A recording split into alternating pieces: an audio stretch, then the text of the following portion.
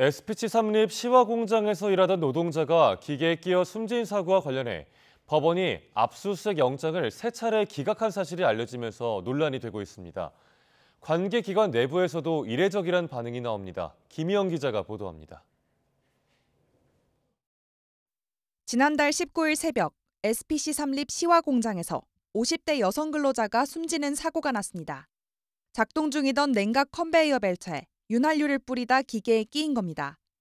사고 경위에 대한 수사가 시작된 가운데 법원이 사고 관련 압수수색 영장을 3차례나 기각한 것으로 확인돼 논란이 일고 있습니다.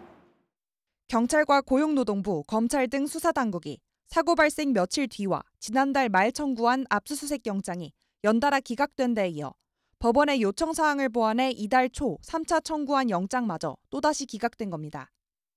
수사당국은 일반적으로 압수수색 대상이나 범위 등에 있어 법원과 견해차가 있는 경우 영장이 기각될 수는 있다면서도 중대재해 사고로 영장이 잇따라 기각되는 건 이례적이라는 분위기입니다.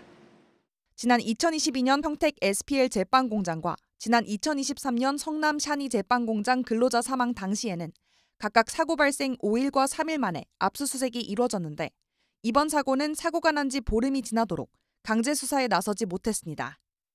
압수수색 가능성이 이미 노출된 가운데 시간이 지체되면서 수사에 차질이 생기는 건 아닌지 우려도 나옵니다.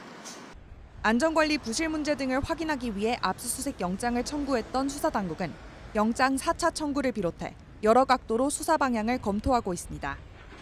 또 지난달 27일 국립과학수사연구원 등과 진행한 합동 감식 자료를 분석하며 정확한 사건 경위도 확인하고 있습니다.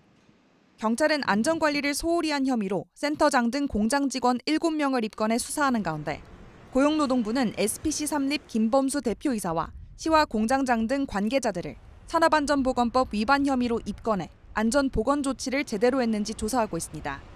또 김 대표와 SPC 삼립 법인뿐 아니라 SPC그룹 허영인 회장에 대해서도 중대재해처벌법을 위반했는지 살펴보고 있습니다. 허 회장 등이 안전보건 관리 체계를 구축하고 이행해야 하는 경영 책임자에 해당하는지가 쟁점이 될 전망입니다. YTN 김희영입니다.